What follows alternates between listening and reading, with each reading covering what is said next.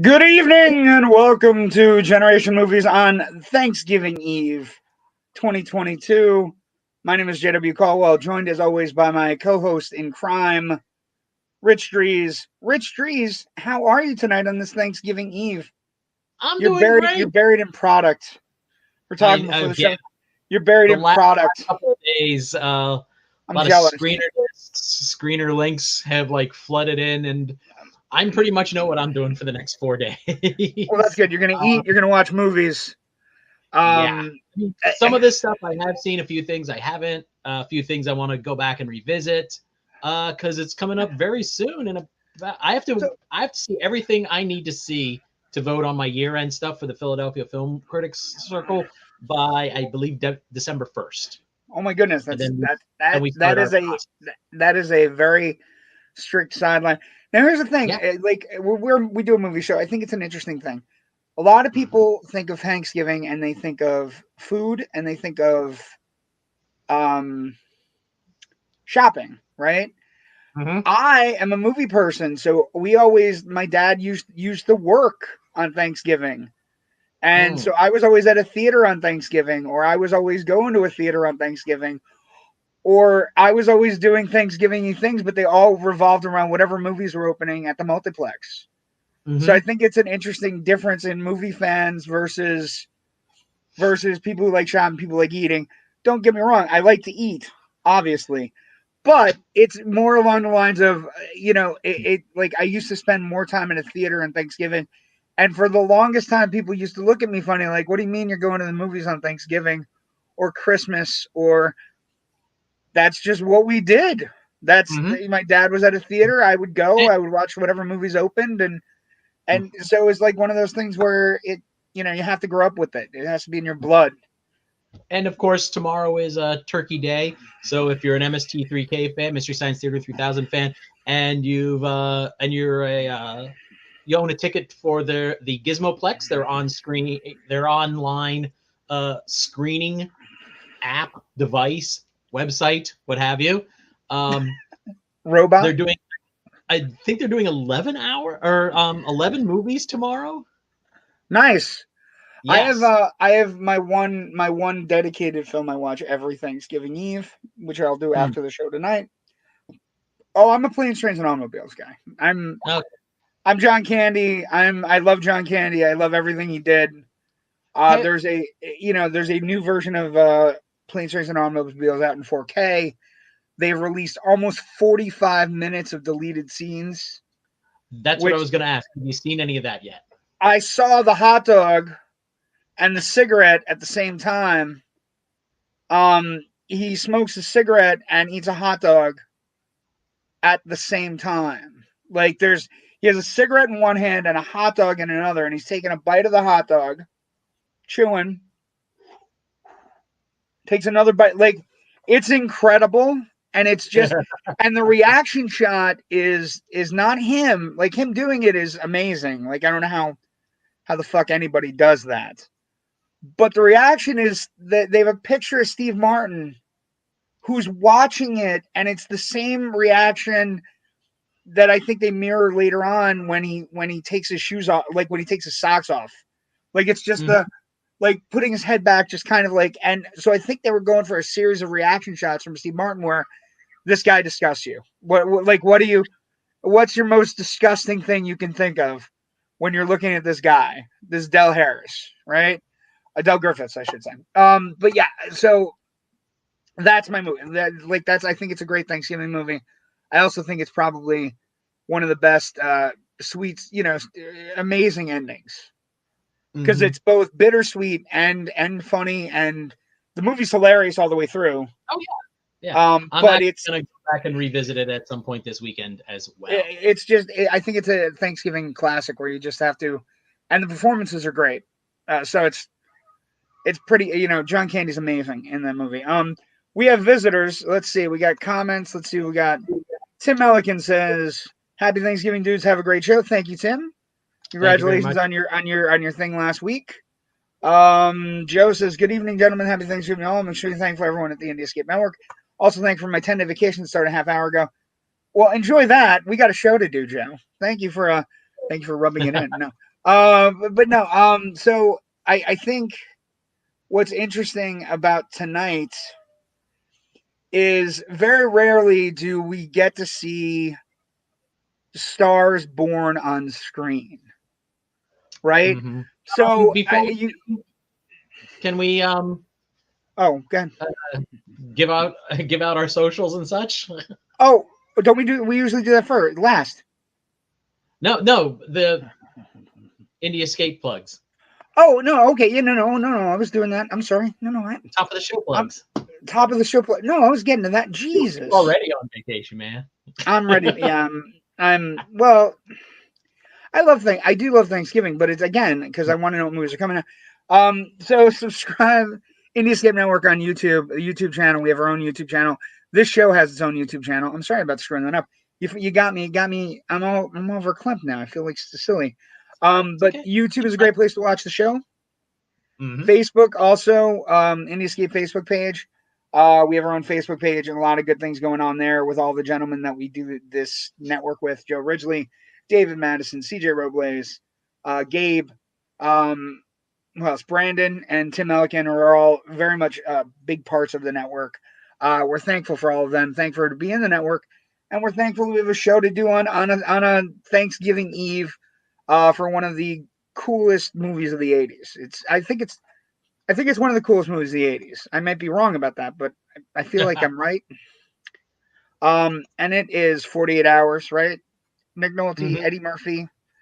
Um, I think one of the first things that comes to mind in this movie, Rich, is I don't know that we, with our fragile sensibilities, we could have it now. Like I think we have gritty movies, and they're not as gritty as they used to be. And this one is like the grittiest of the gritty. Like it's grimy and it's not dirty, but it's not like there's a sheen to the atmosphere that is just filthy bottom low level stuff, right? Mm-hmm. And I think it's one of the things that make it sets it apart from other movies of its ilk, Yeah. right? Mm-hmm. Oh, Ken is back on Facebook. Congratulations, Ken. Good evening, friends. Good evening, Ken. Thank you for joining us tonight. Um, but so we always start where we always start. We start with production. Mm-hmm. And this one is there's some good stories out there, Rich, about this movie and about Oh how yeah. this movie, like incredible stories of how things started and how things began on this movie. Um, I mean, Walter Hill isn't somebody I'd necessarily look at to make an action buddy comedy. To be frank, Walter Hill Mm-hmm. movies usually have a grit to them. Um, you know, and he this movie actually started. It's rumored that this movie started as a Lawrence Groen idea on Hard Times, which is a very dark, prison movie, right? Mm-hmm. Um, so it's just wild that that's where it starts, right?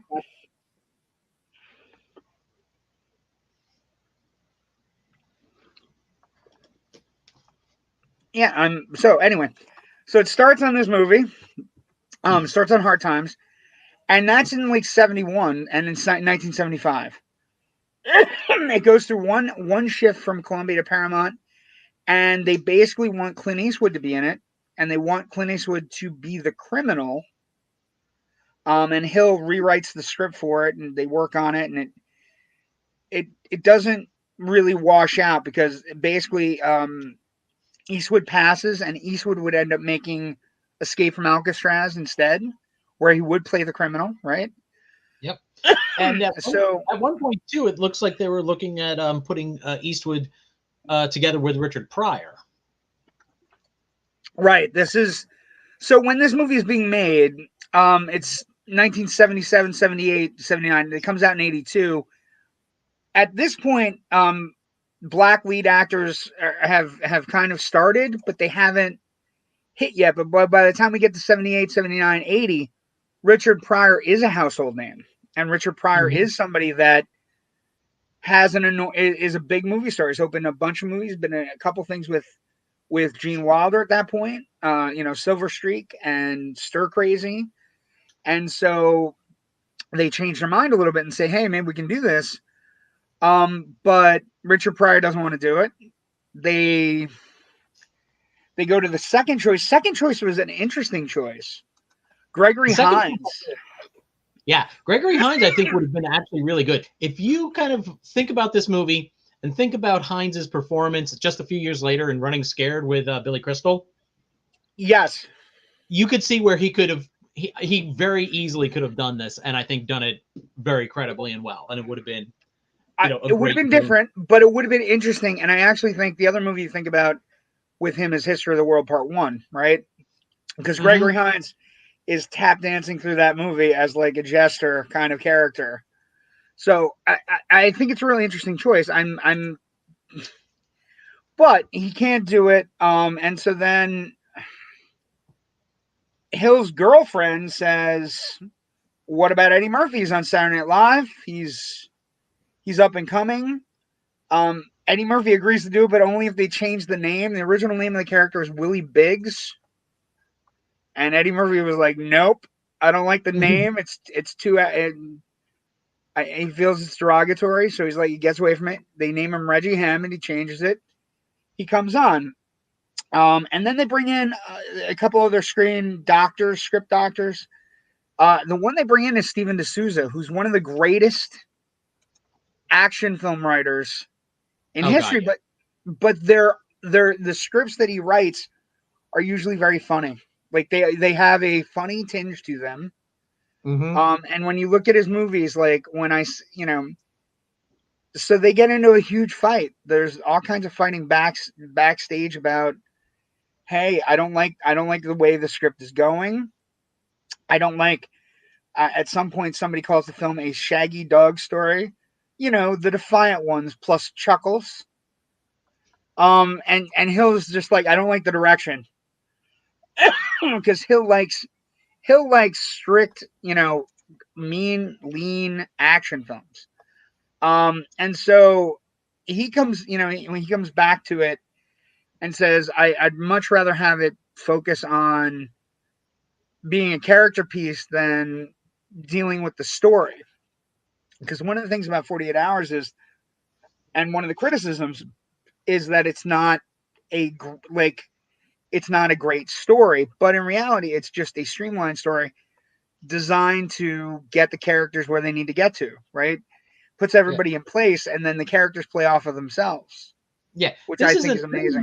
This isn't a plot-driven movie. This is a character-driven movie. It's a and really, as we have hinted at already, this is a star-driven movie, and that star is, of course, not Nick Nolte, but going in, it's Nick Nolte though. That's the most interesting dichotomy. We're going to talk about the legacy of this movie, about the sequel it has, and how different things are when they make the sequel, and how bad the sequel is because of how different things are when they make the sequel.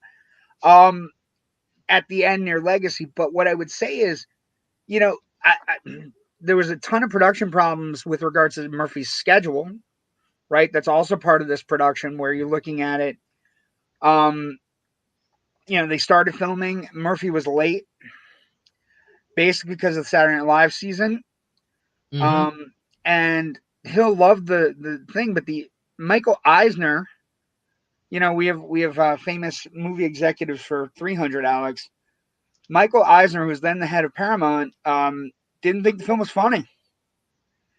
And basically what, Hill was saying to him is, it's not supposed to be funny. It's supposed to be these two guys butting heads, and they fixed it so that it mirrored Nolte, his persona and Murphy's persona perfectly. And one of the anecdotes is that they were writing Murphy's character right to the very last day of shooting. The executives also thought the gunfights were too violent in the dailies they saw. And, they threatened, to blackball Walter Hill. They did all kinds of stuff. And also, these executives hated Eddie Murphy. They wanted him gone every second of every day and said the dailies weren't good enough to warrant this kid coming from Saturday Night Live over.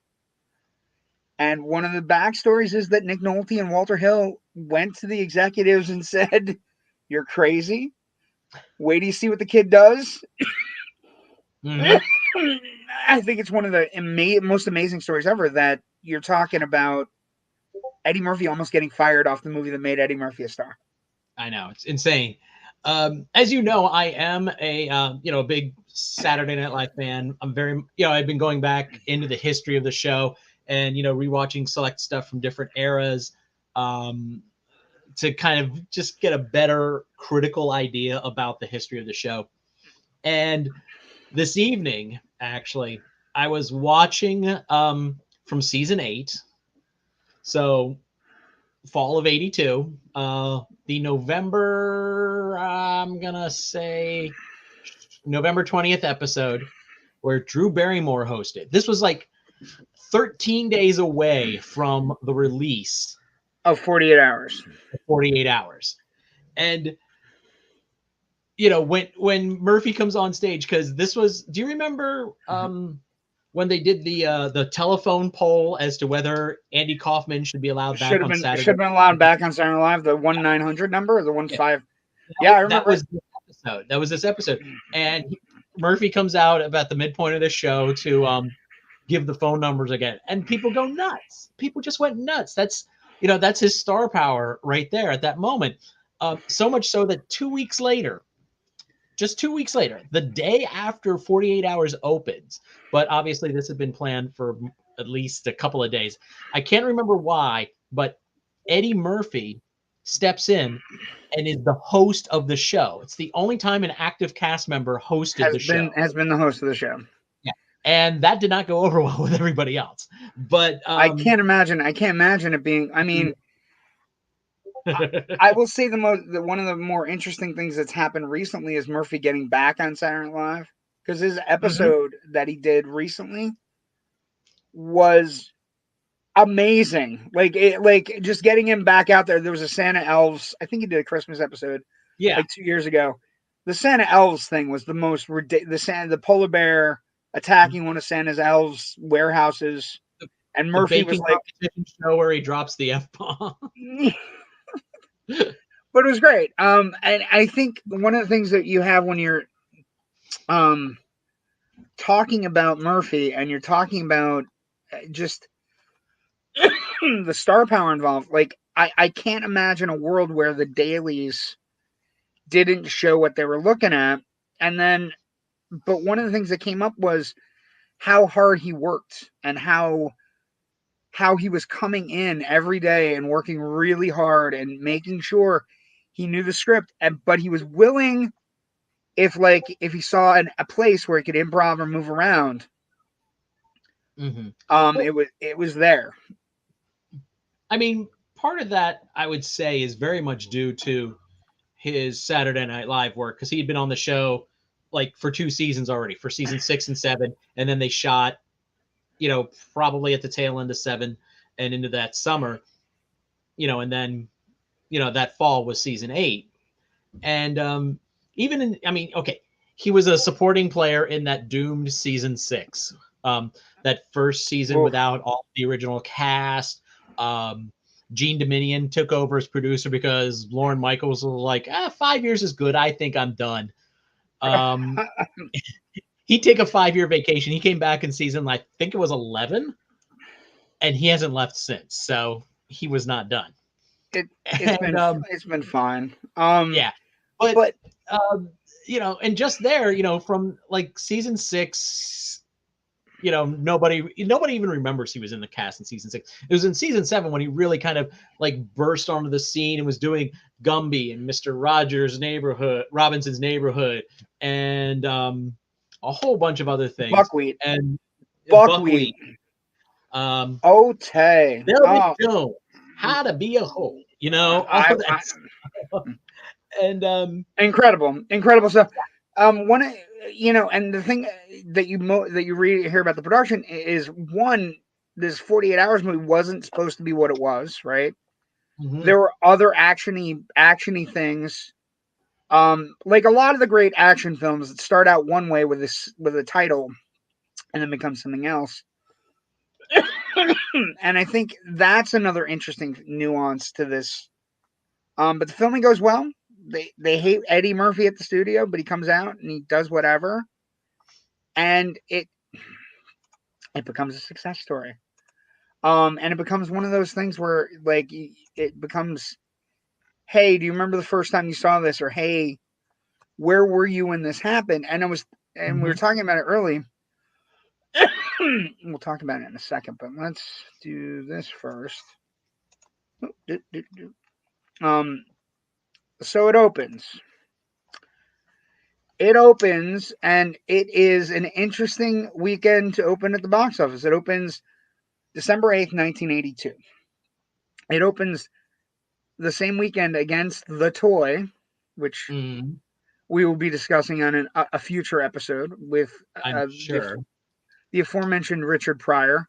And I wonder if you asked Richard Pryor later in life if he would have chosen The Toy or 48 Hours, what he would have chosen.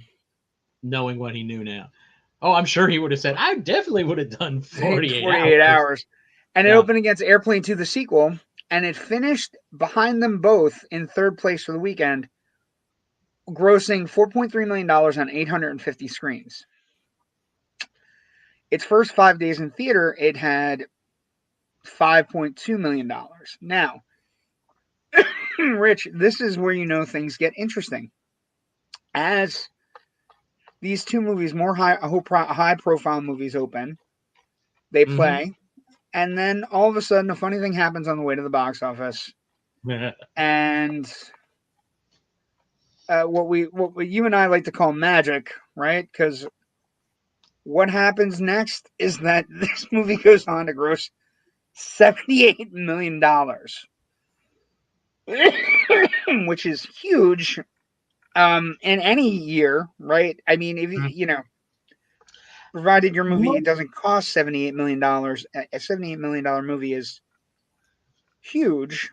And most films don't do more than maybe 4 or 5 times their opening weekend, and that's just because of the way the fall off is in second, third weekends, et cetera. But for a movie to actually do 4 million to 78 million, so we're looking at almost 20 times its opening weekend. 15.57%. Versus it's whatever you're looking at with regards to its share. So it has legs. If you adjusted it for today's box office, it would Can you go into the take a look at the chat there for a second and take a look at Joe's comment? What did Joe say? What? Joe Ridgely auditioned for The Toy. Wait. First of all, I don't think you're that old. Second of all, did you actually audition for the part of the kid? Yeah, this is we've taken a weird turn. I think we need to talk about this at some point. I think Joe, we might have to have Joe on for the Toy episode coming up. Yeah, we're doing that around Christmas time, obviously, I think. Yeah. Right? Okay. Yeah, we might have to bring him in for that. That's too fucking weird for words. Yeah, we're the kid? No. Can't be the kid. Maybe it's the kid. Is it the kid? Well, he's right around our age. Yeah, I'm older than him. You're older than me. So it would have to be the kid because I was 8. I was 81. I would have been 12. It had to be for the kid. I guess so. The Scott Schwartz character, right? I did. Scotty Schwartz and I still butt heads. Real Jesus. Well, there you go. Definitely, we need to hear this. Did he triple dog dare you to audition? Is the okay? Okay. I'm sorry. I didn't see the comment. Thank you for alerting me. Yeah, that was just bizarre. I didn't want to get too far away from the toy. Yeah. So the adjusted box office is $226 million Mhm. if it came out today, which is astounding.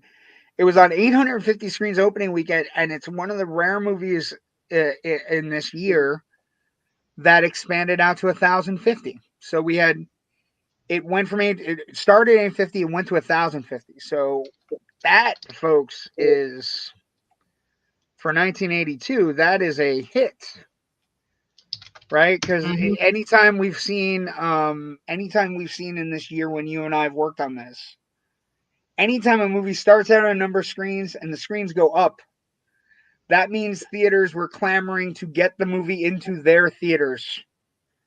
So it Yeah, stayed in theaters and and was already opening, and then it expanded out, Mhm. which is and you talk fantastic. about what the box office was um, in terms of adjusted for inflation to today. I just kind of did a quick look, and we said what that the budget was $4 million. Budget is wait. Oh yeah, budget's ridiculous. Oh wait, no, that was Ridiculously the low. opening. Excuse me. Budget was hold on. What the hell was the budget? I don't have the budget. Hold on. Let's see if I can find it here. Hold on. We'll get it. We will get it. 12 million. 12 million. 12 million, which So isn't bad because again, Nick Nolte is an that's established actor. that's $36 million or so today. So $36 million movie. You make 200 and what at the box office? 226. 226. That's roughly no. I'm trying to draw a comparison, and I was thinking about Knives Out, but I think Knives Out made more. But the Well, no, budget would but have been you're in the wheelhouse. You're in an adult film. yeah. This is It's R yeah. rated, so it's one of the things that what happens with today's movies is they're watered down a little bit so that they don't get the R rating. They get the PG-13 to get more butts and seats, especially Mhm. action comedies. Right? They put it right up to the edge. I have a Although this feeling is this more was a gritty. PG-13 film just a few years later. It's cool. Yeah, you got a couple. You got boobs. There's Mhm. boobage, a little bit of boobage. There's a lot of whore talk too. There's a lot of prostitutes, and there's a lot of like talking about sexual stuff that we Yeah, know the MPAA doesn't really like. We can shoot bullet holes in cops all you want, yeah. or leave We can dead have all people on that a violence. bench. Leave dead people on a bench. But it is a rare instance when you're looking at a movie that does that kind of business Mhm. over time, and it doesn't have a lot of time because we're talking the windows at that time. It's not like the quarter now where you open a movie in December and it plays all the way through January. You actually had to hold on to the screens. So it's an amazing performance, and we're dealing with all the other things that are coming out after it that all do business. So it's like it's really interesting. It's a feeding frenzy kind of at the box office because there's you got at least two big hits still coming, right? Two major titles coming. Um that do, 47 million, a little, although everything that opens on December 8th it's 48 hours, Gandhi, and The Verdict. Mhm. They all do over $50 million. Airplane 2, the sequel, does 25. Sophie's Choice does 25. The Toy does 47. So I mean, it's interesting. It's like all these movies, like this movie kind of stuck around longer than all the other ones. It outlasted everything, right? Um, Which is yeah. interesting. What was bigger? What else did we have in December that was coming after this weekend? Tootsie, I think. Yeah, Tootsie's bigger. Tootsie Tootsie gets released on December 17th, which is the I would imagine it's still the same, right? The 2 weeks around Christmas are still pretty profitable, Yeah. although not nearly as much as it was. Like I think the way things have changed when Star Wars came out, when The Force Awakens came out, the December quarter got established that you could basically release a movie mid-December Mm-hmm. and just ride it all the way through to the first week of January. And not only could you do that with one movie, you could have 2 or 3 movies opening in that corridor. Like for example, like Jumanji, right? Where they ride the corridor wave, where they just kind of stack multiples throughout the movie going season. We're gonna have a little bit of that this year, although there's not a lot of competition. You're gonna have Wakanda Forever kind of latching through, trying to make it through November. Mm-hmm. And then we get James Cameron and Avatar: The Way of Water, right? Where that's opening on the 15th, and everything else is decided not to open. We're not gonna have any product. We're gonna release it. Everybody kind of is just, we're gonna bail, which is interesting because for me, what Jumanji proved was that if you could ride the coattails, Mm-hmm. right, and even get make a major movie sequel reboot on the heels of Star Wars. So I don't really understand getting out of Cameron's way, especially when I don't know about you, Rich. We don't talk about other things a lot, but I'm going to say to you, I am of the mind. I will never bet against James Cameron, but I don't understand getting out of its way for a movie that's 10 years old, that the sequels have taken forever.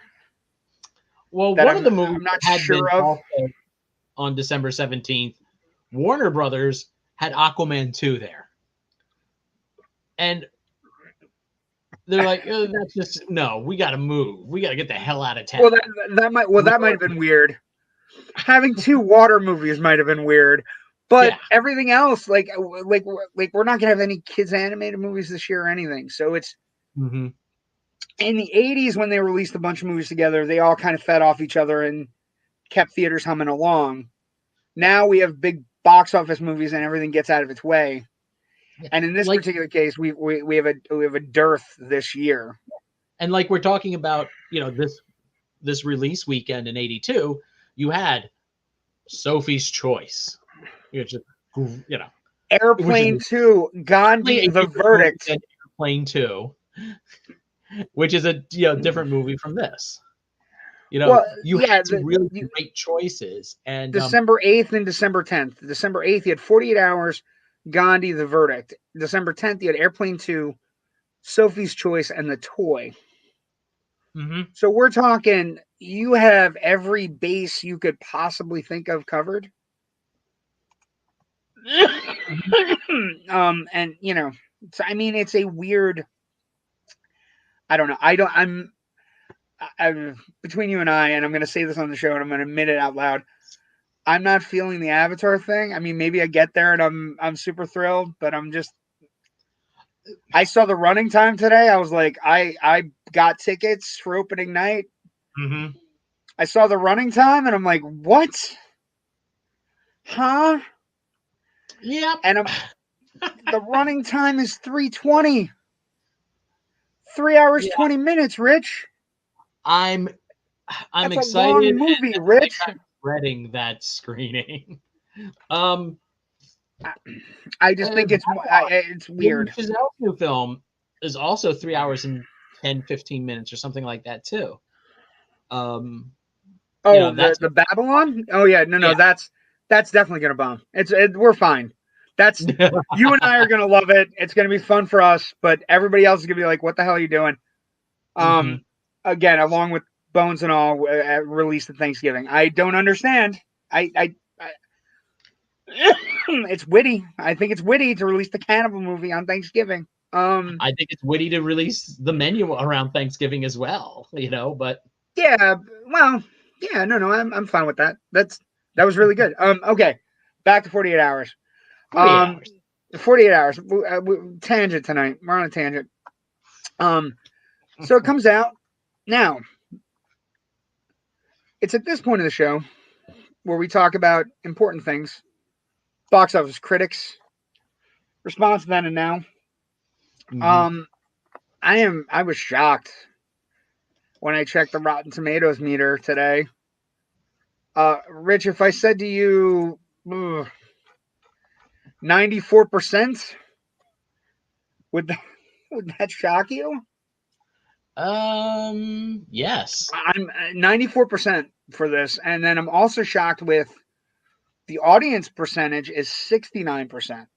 So there is a wild divergence of 69. I think is low for what I think is a pretty crowd pleasing movie. Although it is really difficult and really hard. It's a gritty movie.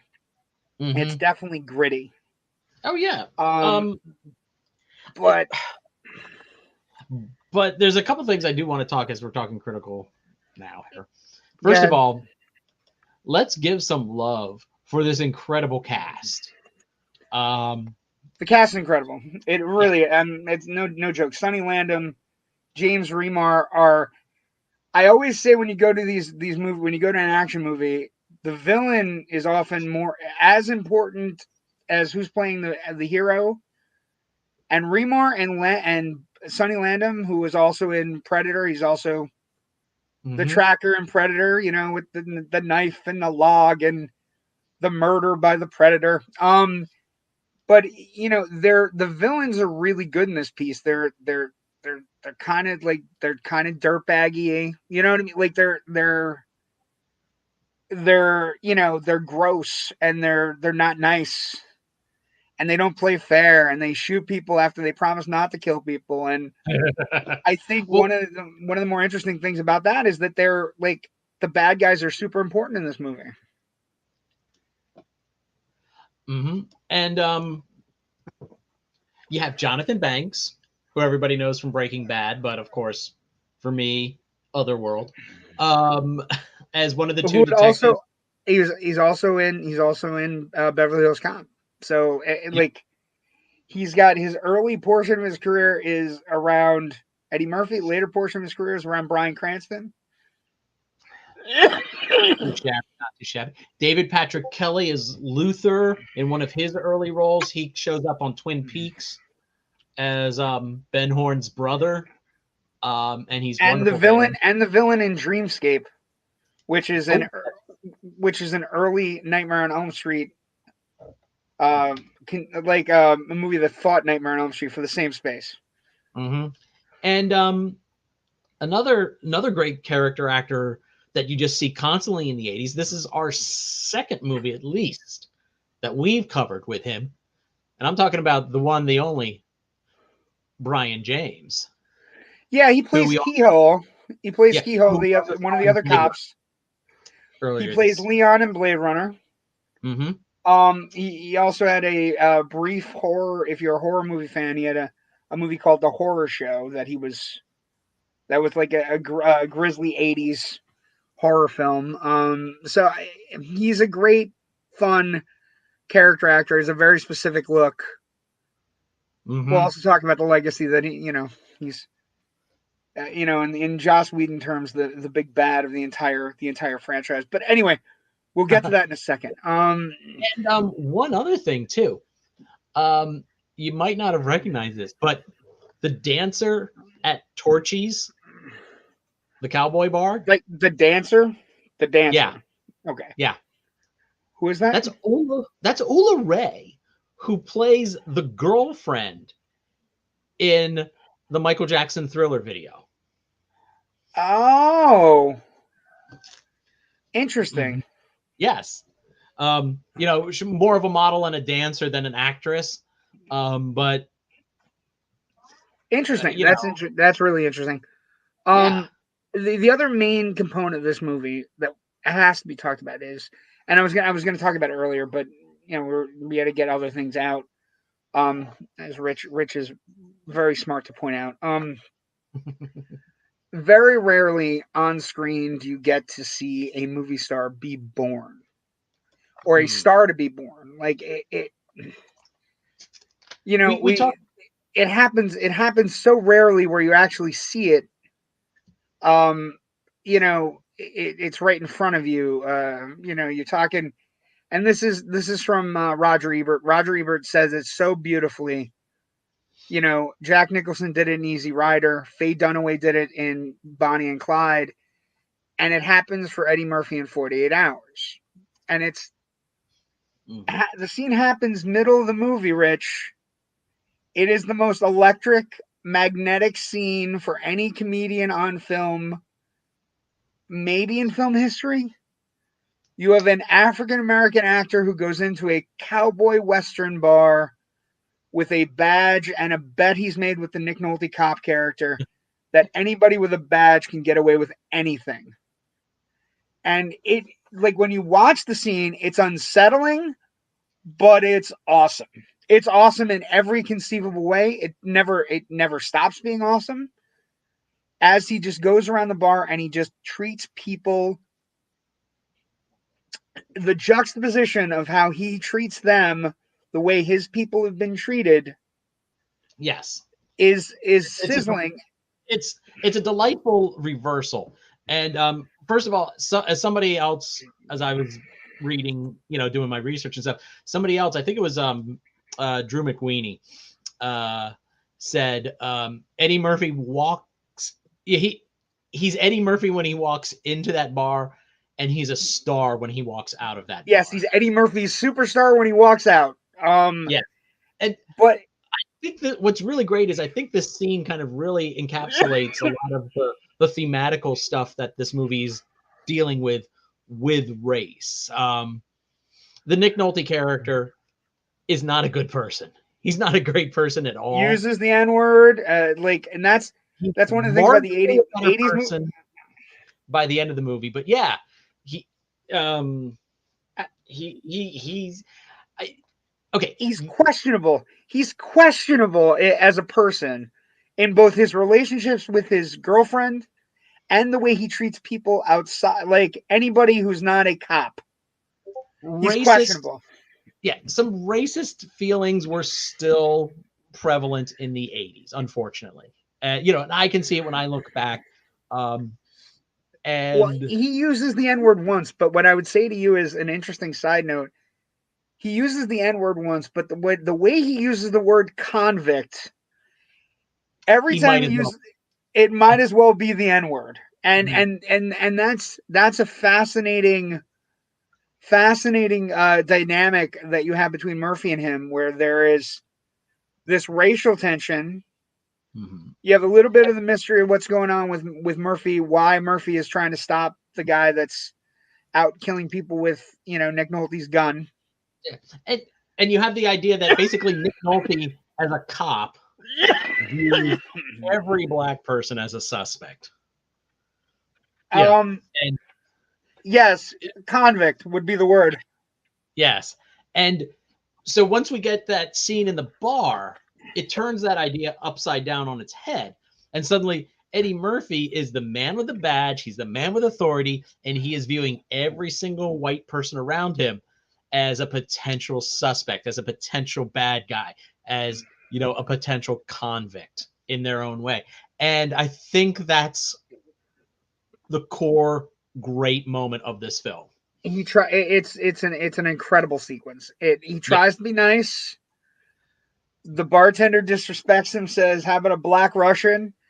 And then the wheels are off, and it's just when people write about the cultural history of the 80s, there's going to be a good chapter in that book on this movie and this particular sequence. Well, and there's a race relation aspect to the movie that's really interesting. The idea that there's a lot of African American men in prison in the movie, like, it's just like, and he still needs, like, the Cates character, the Nolte cop character still needs him for something. He needs to use him for something. Mm-hmm. And Murphy is using him as well. And it's a real, and even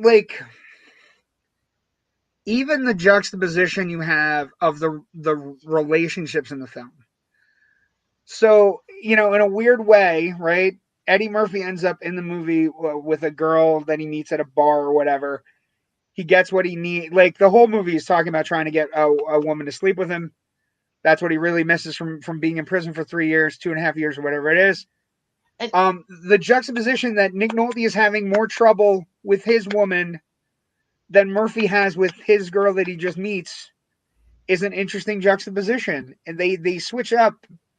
Things shouldn't be this easy for Eddie Murphy, but they are, and it's amazing. I think it's interesting because they kind of like he kind of comes out of prison and he has his, let's call it his 1978 attitude about picking up women, and or his 1979 attitude, whatever, about picking up women. And just in those couple of years, that dynamic has changed, and we see him fail on those first couple of attempts, just because society has progressed, even just a small increment, that suddenly he's out of step with that, but he readily quickly adapts. But and that's the other great thing about the movie is this, you get these two together and they're butting heads, and they become the basis for, and we're going to talk about it in Legacy, right? Mm-hmm. These two characters are the ultimate pitted against each other characters that are going to find a way to solve whatever problem they have. And in this case, the problem happens to be James Remar and Sonny Liston. No, what's his name? You said Liston? Did I say Liston? You said Sonny Liston. No, Sonny Badham. Sonny Landham. Jesus Christ. Sonny Liston. So many confusions on this Sonny. Anyway, what I'm saying, like, I think the most interesting thing for me is that you have the pair, right? So that's a white man with an Indian, right? Is the best way to describe it. Native American. And then it's Nick Nolte, the cop, with the convict played by Eddie Murphy, and so you have two sets of people working together that are racially deposed, like they're opposites. One thing that has to be talked about is the action sequences are pretty well done. I mean, there's a hotel sequence at the beginning that's interestingly shot. I would also dare say that anybody who's played with a gun or played cops and robbers in the streets, if you grew up in the 80s and you saw Nick Nolte, the way he holds a gun in this movie, everybody does the hand thing. So it's really funny. But you have great sequences. You have a bus sequence that's pretty good. You have the subway sequence that's interesting. You have the nightclub sequence, which is the Torchy sequence, which is astounding. And then the fight. There's a really good drag out 2-character fight that could rival some of the other great fights in movie history between 2 characters. I'm looking at you. They Live, right? Which is probably one of my favorite fights. But it's one of those movies where you're rooting for these guys. You don't necessarily like either. Like, I think everybody likes the Eddie Murphy character because he's for the most part, he's honest, right? He tells you exactly. Right. And it's just from the moment he takes that badge and that bet and he just runs roughshod, you're looking at Paramount Pictures coming out of this. And again, I can't believe Eisner looked at the dailies and said, we got to fire him, because that blueprint, that, and we should get to this. This is important. It's a good time to do this too. Another thing that's great about that sequence, I just remembered, I'm sorry, is about midway through, because Nick Nolte's character is just trying to blend in with the other rednecks. Oh my God, it's amazing. Just midway through, to help you out, officer. Some of us are, what's the line? We're with you 100%, officer. Yeah. A guy just runs, and Nick Nolte takes him and body checks him into Tuesday. Just hammers him. We're supporting you all the way, officer, in the grumbly Nick Nolte voice. Which fantastic. I think that first moment where his character is really starting to begrudgingly respect. Yes. The first off, that he's lost the bet. Yeah. Right. He sees a guy running and he's like, well, maybe that's a lead we need to get. Right. So he body checks the guy. But he's like there are moments that they cut to Nolte when Eddie Murphy's just running roughshod over the place, where Murphy's just kind of chuckling to himself, just like, holy shit, he's doing it with the badge, which is great. And then they immediately go outside and fight. Yeah. But I don't think they become actual friends though until Nolte goes to drive Eddie Murphy back to prison, right at the beginning of the third act, in Eddie Murphy's car. And if you notice, the car has been washed since. Yes, well, there's that, and also I think that's the real moment where they're just like they're friends now, even if they won't. And this becomes this, they begrudgingly like start to understand where things are like. He understands like the Cates is a tough but fair cop, right? Mm-hmm. Yeah, and that Murphy's a convict that kind of like has bigger ideas and better things to do. Now, one thing about the bar, right? First thing you have to talk about franchise. First off, there is a sequel. We'll discuss it in a moment. Mm-hmm. It's not great. Yeah. The legacy, though, is the Torchy's bar sequence is essentially the blueprint for every Eddie Murphy movie ever made after this. Beverly Hills Cop, especially, right? Mm-hmm. It's Eddie Murphy being let loose on unwitting, non-smart people who can't keep up with his motor mouth or his motor brain, right? And it just becomes this. The legacy here is that we get one of the greatest comedy stars of all time. Like he's just big and bright and amazing and just incredible, right? Yeah. Can we take a half-second pause? I heard something flop over in my kitchen. I just want to make sure nothing's broken. Yeah, we got it. Yeah, sorry. Yeah. Turkeys are trying to escape.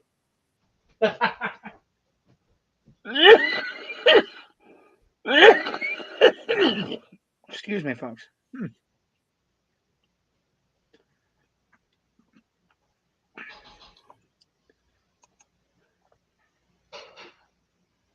But the other, the other thing great about 48 Hours, there's a lot of good things.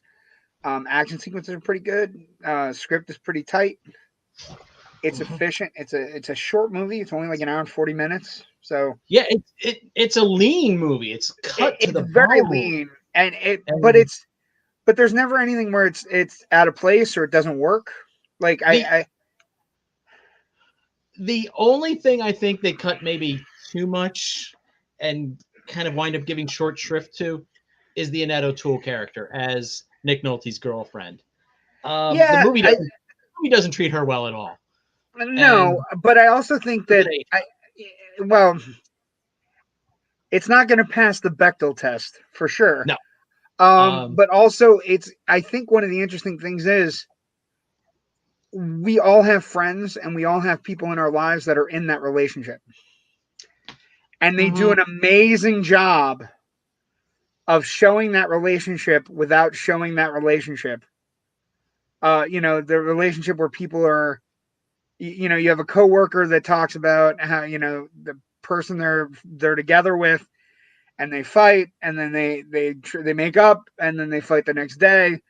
And it's a constant, and I think Annette O'Toole, there's a warmth to her in this movie that's in the two brief scenes she gets where she's just like, I'm trying to make this work.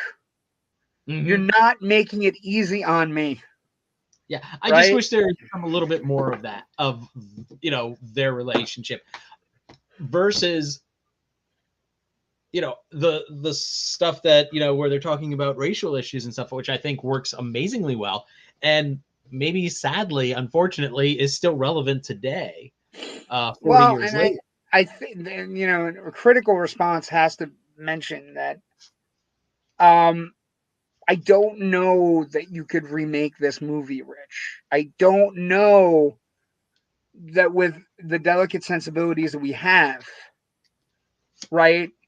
The flagrant racism by a cop now is not nearly as cool as it may have been in the 80s, where he's just dropping the M-bomb like it's nobody's business because he can. And then the way he uses the word convict, I was the subtext behind convict is also the N-word. Yeah. So for me, so I don't know that it could get made. One of the legacy things that we have to discuss is that they were, first off, there's a sequel. Sequel is terrible. Another 48 hours. And part of the problem with another 48 hours, right, is that by the time we get to another 48 hours, it's released in 1990. Walter Hill directs it. Nick Nolte comes back. Eddie Murphy comes back. Brian James comes back. And the movie is just putrid. It's just a bad sequel. Another tool for something better to do. Yes. Well, but the main problem is that when we come into the sequel, Eddie Murphy's the star, right? And so you have to.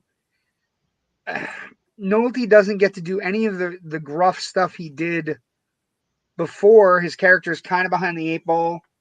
They also come up with a really big kind of MacGuffin villain of this guy that's behind everything. Mm-hmm. And it turns out to be the Kehoe character who's actually a dirty cop. And what is it, the Sandman? Is it the Sandman? Iceman. The Iceman. It's such a bad sequel though. It's so not good in any way. And like they try to fix the racial overtones of the first one with making the Aryan Brotherhood part of the bad guys.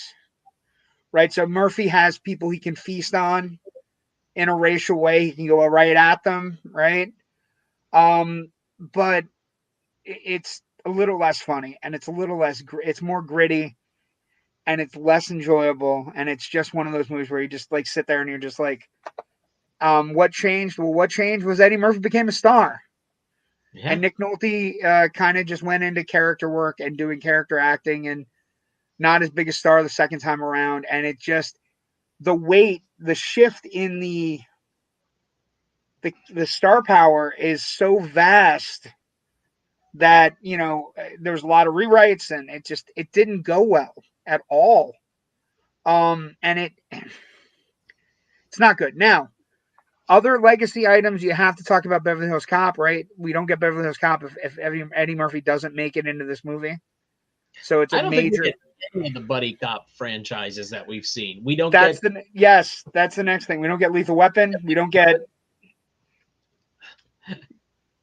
Yes, Tango and Cash. We don't get any of them. Mm-hmm. The hilariously mismatched. Another thing I do need to talk about that I was also thinking about, that the legacy of this movie.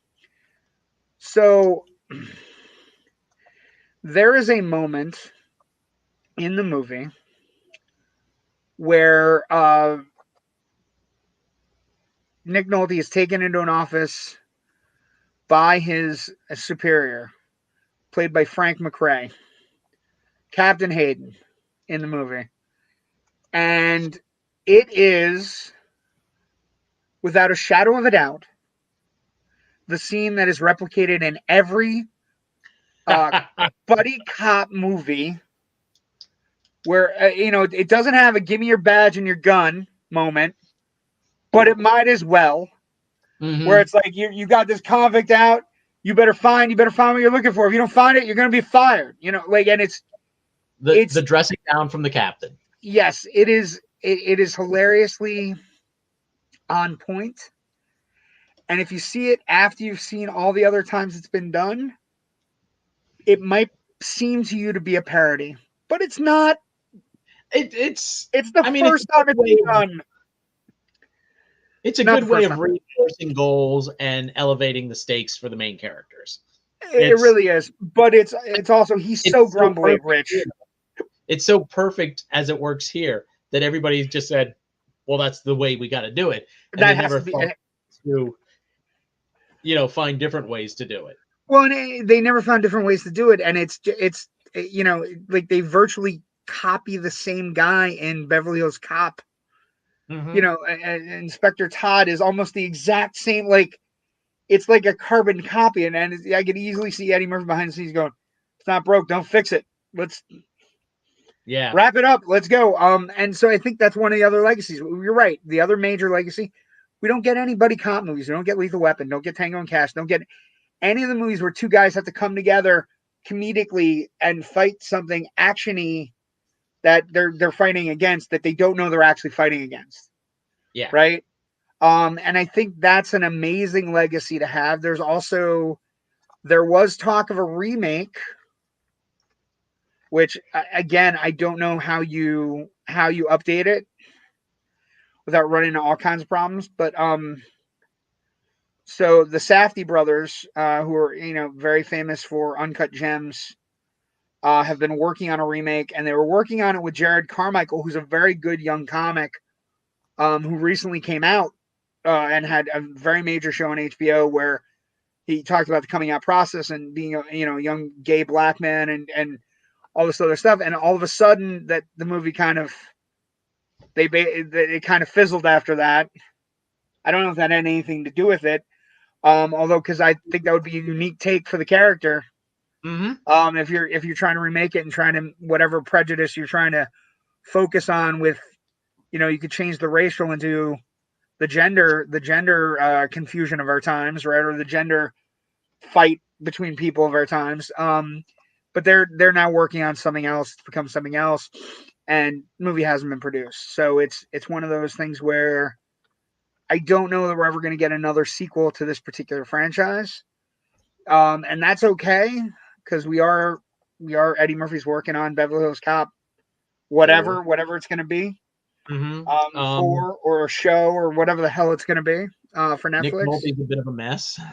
Yeah, Nick Nolte's well, and that's the thing. Like Nick Nolte, at one point is one of the bigger stars and is an up and coming star and is getting a lot of roles, and then they kind of start to peter out a little bit. Eddie Murphy is like Eddie Murphy and Nick Nolte are virtually similar ages. And the two couldn't look any more different than different could be. But that's I rewatched this movie again this week, and I just think it's one of those movies that you can rewatch or show people. And while it might be kind of alarming, as the movie progresses, it becomes so intense. It's just this really great action movie that happens to have a bunch of comedy scenes in it. And the comedy scenes are dominant because you find that you're laughing at them after they happen, especially the bar sequence. I mean, the bar sequence is just, it's gold. Yeah. It's cinema gold. Yeah. It should be taught in screenwriting classes. Well, yeah, and but also in acting classes. Like, this is how you dominate a room.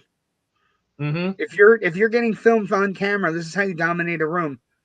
And the career of Eddie Murphy has been, how do you say it? It's one of the biggest and brightest, even in his later years, it's biggest and brightest stars we've ever had. Even when things recently hasn't been working as much, but the movies he's been making are all quality productions. Dolomite Is My Name, fantastic. It was in Dreamgirls, Oscar nomination. So he's not like, as he's gotten older, he still has some of the star power. And when he gets the roles that we're going to have a Beverly Hills Cop, whatever on Netflix, I imagine that it will be very well watched and very well received if it's good. Beverly Hills Cop 3 wasn't great, so it doesn't get well received. Cop 2, great. Fun. I think he famously was not happy with his experience on Beverly Hills Cop 3 and is not very happy with the final product. So I think that he has been very wary about doing a Beverly Hills Cop 4. There was an attempt, jeepers, I would say about 12, somewhere between 10 and 15 years ago. To do the Sun? You're talking about the Sun one? Yeah. No. That's the TV adaptation. Project, right. Be about the detective. Yeah, Detective Foley. Yeah. Yeah, and then once CBS found out that Eddie Murphy was only going to show up about every third or fourth episode, they pulled the plug on that. No, this was a Beverly Hills Cop 4 script that the motivating factor to get him to come back to California from Detroit was Billy had been elected mayor and then was murdered. Oh, the movie basically starts with, you know, Billy getting thrown out of a window of like the 8th floor of an office building or something like that. Wow, if that starts out this way, it will be very depressing because everybody was super excited when they showed the sets that all the people were back that can be back. John Ashton and and Judge Reinhold. What really sucked though was in the script from this previous attempt, which is entirely different from whatever they're doing now. Taggart shows up at the funeral, talks with Axel, and says, "Hey, if you need anything, give a call. I'll be there." So you figure, okay, Taggart's going to show up some point in the finale during the big gunfight action sequence and, you know, have his moment to, you know, kick some ass and get, you know, a little bit of his justice for his, you know, it's going to be disappointing what you say here. Taggart doesn't show up again in the script. He goes, then that's somebody who doesn't know what the. So then he's gone. Here's what we've learned in the last year, okay? And this is going to be for everybody, folks. Maverick, Ghostbusters Afterlife. If you're doing a reboot or whatever the hell you want to call it, the Scream folks, everybody needs to realize that you need to have some of the people back to make sure that we show up. As well as it has to be a reason for everyone to show up, right? It has to be a family event. It has to be something where everybody comes back.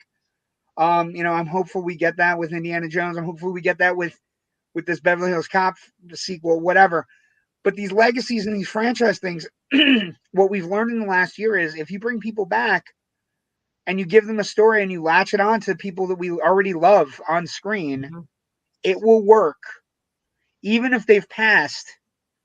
I mean, the Harold Ramis sequence in Ghostbusters Afterlife is one of the best sequences of the last 2 years. My heart out.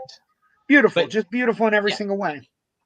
I'll admit, and I think I probably said it before here. When I was seeing Ghostbusters Afterlife for the first time at New York Comic Con at that surprise screening, I was just like in tears at the end. And I think everybody is, but that's the key to these franchises. It's because there's got to be something with, like, character, or they go, oh, it's a Ghostbusters movie, oh, it's a Beverly Hills Cop movie, so they love the franchise. The reason they love the franchise is because of the world building, the supporting characters, the detail that the various filmmakers who worked on that have built in, and it's not just Eddie Murphy, but it is Rosewood and Taggart. It is it's the reason we're talking about 40 hours. The reason something like Another 48 Hours doesn't work is because there's no respect given to the original source material. And this was a problem with sequels in the 80s. It's a problem with sequels in the 90s. It'll be a problem with sequels forever. But we've hopefully we've got the blueprint now where we understand. Some comments. Hold on. Nick Nolte is considered to play Superman in 1978. Thank God that didn't happen. So was Burt Reynolds. There's a lot of people on that list. Again, thank God it didn't happen because Christopher Reeve is my Superman. Another comment from Joe. The first major Hulk movie kind of ruined Nick Nolte for me. Ruined the Hulk for a lot of people. Ruined a lot of things. Ruined Radiated Dogs, Giant Poodles. It ruined so many things. That movie there were a lot of interesting ideas. I find Ang Lee's Hulk movie to be a fascinating mess. There's a lot of interesting ideas in there. I don't think logically it makes a bit of sense, and basically it ends by turning Bruce Banner's dad into the Absorbing Man, basically. Yeah, and Nick Nolte's a cloud is not great. And it's the movie ends with the Hulk punching a body of water. He punches a lake. Wow, that's just not great. Emotionally, this is like a climax, but for a superhero movie, it doesn't quite work. But what does work is the original 48 Hours. When you talk about buddy action comedy, anytime somebody says the words buddy action comedy, if you say buddy action comedy, the first thing I think of is 48 Hours. And there might be other things I think of. There might be other movies like, I think, Lethal Weapons in the discussion. I think, there are a couple other ones that are kind of in the discussion, but 48 Hours is the one where you had two guys that were completely different, and they took that and the psychological press that they made beautiful music together, and the action's really good, and it's got a good villains. It's all the way around a great action movie, and a good movie, not necessarily for Thanksgiving, but something that everybody should watch at least once so they understand how great buddy cop movies are made. And you have to give a lot of credit to Eddie Murphy for not just, being there at ground zero and, in his way helping to create this new dynamic, this new subgenre, this new template for action movies, but then going on to do his own, action comedy in Beverly Hills Cop. It's not a buddy comedy, but he obviously took a lot of the lessons that he learned in this movie. Well, yeah, it's perfected in Beverly Hills Cop. The Eddie Murphy vehicle is perfected in Beverly Hills Cop. So basically, it took him 2 years, probably a year actually, to actually figure out how do I perfect my on-screen persona, and Beverly Hills Cop is the culmination of that. And between these two movies, we still have Trading Places. Yes. And I know most people don't really count this as an Eddie Murphy movie, but Best Defense, which is not good. Which is really not good. And also Paramount taking Eddie Murphy for granted, putting him on posters when he's only in the movie for 4 minutes. Yeah. Disgusting. Gross. They shoehorned in for the box office. Yes. But that's the bastardization of 48 Hours. That's amazing. It's one of the most cynical things you will see done in the movies by a studio. Yes. In the 80s, in a decade that is filled with cynical, just Joe Ridgely, don't make comments like this on our show. I'm going to revisit Pluto Nash now. No. No. No Pluto Nash, no Meet Dave. No. Bad Joe Ridgely. Pluto Nash is interesting because it's kind of halfway a science fiction Casablanca. Yeah, but stop. Just stop. With that, we will leave you go on your Thanksgiving Eve. So next week we are probably not going to be live, but that's okay. We're going to have a tape show for you. Rich has a very big screening to go to next week, and he will not be back in time. It is not Avatar. It's not Avatar, no. But it's still 3 hours long, and it's got elephants pooping. So it could be Avatar, but it's not. I heard there's elephant poop. Anyway, what we will be discussing next week. Crazy. Next week, we're going to get a little serious because as December rolls around, we usually get into Oscar films. Next week, we're going to have a movie called The Verdict. It is Paul Newman versus a bottle versus the Catholic Church. It is a fascinating, gritty character movie about an alcoholic lawyer going up against the Catholic Church in the early 80s, which, again, now kind of relevant. Mm-hmm. But in the 80s, not really talked about that much, so kind of a controversial movie. But also, if you've done any work with regards to this past summer, watching any of the wonderful documentary that Ethan Hawke did about the Newmans, Joanne Woodward and Paul Newman, The Verdict is one of his movies where he's dealing with the real life alcoholism he was dealing with. And it is a great character piece about an alcoholic lawyer. It's a great movie. And it's got courtroom sequences and all the great things that make up great courtroom movies. And it's got the amazing Paul Newman. That'll be next week. Probably not live, probably taped on Memorex. You won't know it's not live until it happens. But Rich, where can people find you if they're looking for stuff on Okay. this Thanksgiving Eve? You got a lot of things going on. You got a lot of movies to watch and things to review. And Oh boy. bastard. All of my writing can be found at filmbuffonline.com. You'll also find a link there to the other podcast I do on the semi-regular with my good friend Natasha Bogutsky. It's called the Big Picture Podcast. Our most recent episode dropped last week. If all goes well, that's where we reviewed both Weird, the Al Yankovic story, and Wakanda Forever. And if all goes well, we'll have something dropping early next week with a topic that I will hold off on announcing. Does everybody do that, by the way? When you say Wakanda Forever, does everybody go like that? I don't know. I feel like it's a thing.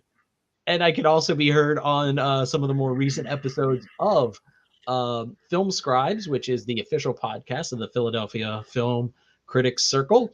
You can find that, I believe, at philafcc.com, and Big Picture Podcast you can also find at bigpicturepod.com if you don't want to go to filmbuffonline.com where you see the link, because they both will point you in the same direction.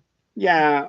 And on the socials at Twitter, well, it's still existing. Who knew? Oh no, wait! I just checked it. It's still up. It's still up right now at this moment. But yes, who knows how long? Who knows? Who knows how long? It could be soon. Gone. 44 billion. Act like a schmuck. 44 billion. Good God! What you could have put everybody in America through college instead of hunger around the world. Just could have fed a bunch of people. Could have done so many things. But anyway, have a $44 billion temper tantrum. Awesome. Yeah, amazing. How can I make it more trashy? Anyway, okay.